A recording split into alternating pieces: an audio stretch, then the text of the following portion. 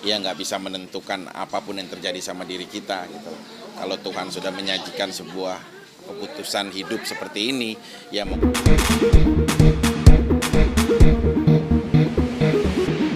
nih dengan status kamu yang baru saat ini? Ibaratnya kan lembaran baru lagi ya kan, dengan jati diri baru lagi. ya kan kita buktinya sebagai makhluk manusia yang lemah, ya nggak bisa menentukan apapun yang terjadi sama diri kita gitu.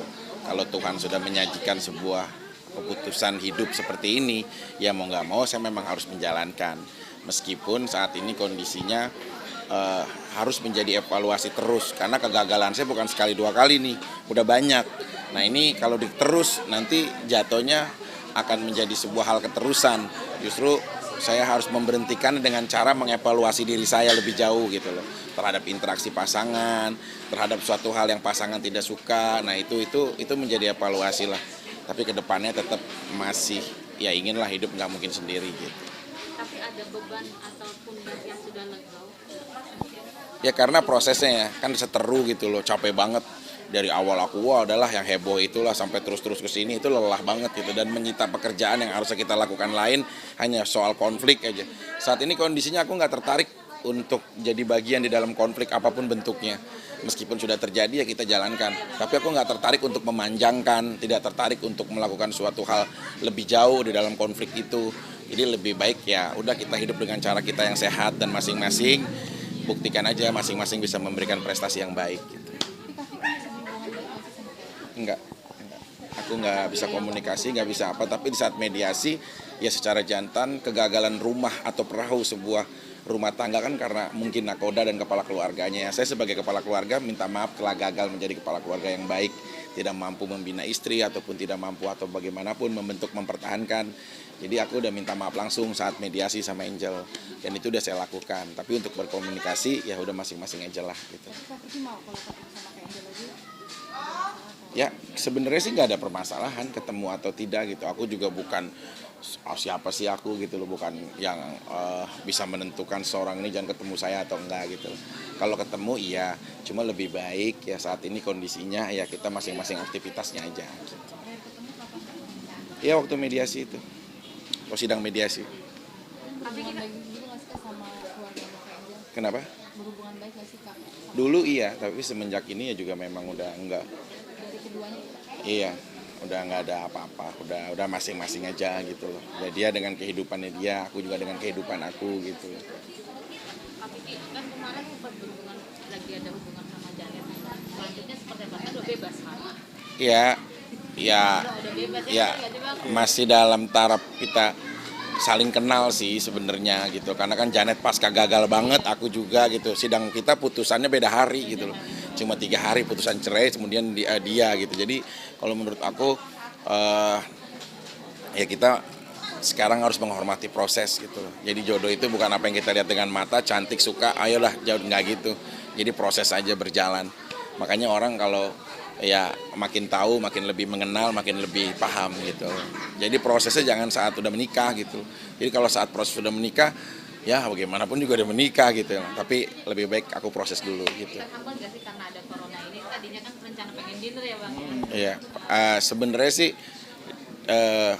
dia memang lagi mengasingkan diri di Bandung, setahu aku. Tapi komunikasi by phone, apa gitu-gitu, WA-an, apa masih.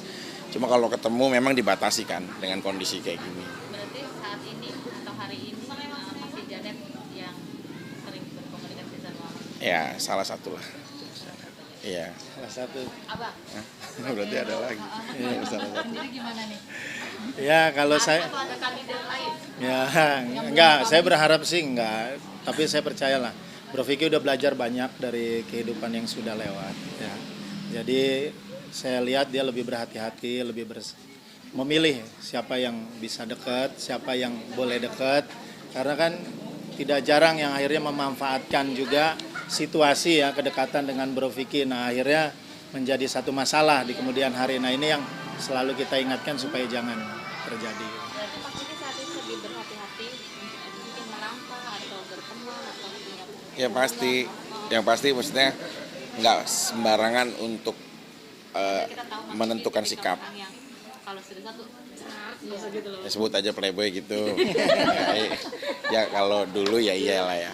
Tapi ya sekarang masih berusaha untuk mengikis hal-hal kayak gitu loh.